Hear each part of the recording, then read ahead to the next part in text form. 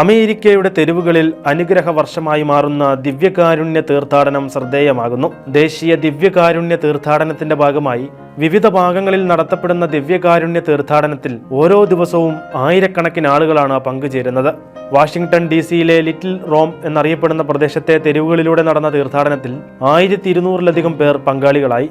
Immaculate conception ബസിലിക്കയിലെ വിശുദ്ധ കുർബാനയ്ക്ക് ശേഷം ആരംഭിച്ച തീർത്ഥാടനം 2 മൈൽ ദൂരം പിന്നിട്ടു. ഓരോ ദിവസത്തേക്കും ആവശ്യമായ വെള്ളം, ലഘുഭക്ഷണം, ഘോഷയാത്രയുടെ ഭൂപടം, ജപമാല തുടങ്ങിയവ ഉൾപ്പെടുത്തിയ ബാഗുകൾ തീർത്ഥാടകർക്ക് നൽകുന്നുണ്ട്. ജനസാന്ദ്രതയേറിയ തെരുവുകളിലൂടെയുള്ള തീർത്ഥാടനം വിവിധ മതവിഭാഗങ്ങളെയും ആകർഷിക്കുന്നുണ്ട്.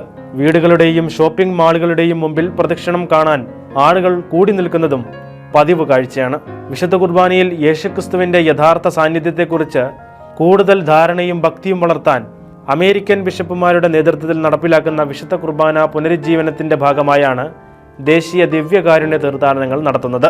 പന്തക്കുസ്ത തിരുനാൾ ദിനത്തിൽ രാജ്യത്തിന്റെ 4 ദിക്കുകളിൽ നിന്നാരംഭിച്ച ദിവ്യകാരുണ്യ തീർത്ഥാടനങ്ങൾ ഇന്ത്യാനാപോളിസിൽ ജൂലൈ 17 മുതൽ 21 വരെ നടക്കുന്ന നാഷണൽ യൂക്കാരിസ്റ്റിക് കോൺഗ്രസ് വേദിയിലാണ് സമാപിക്കുന്നത്.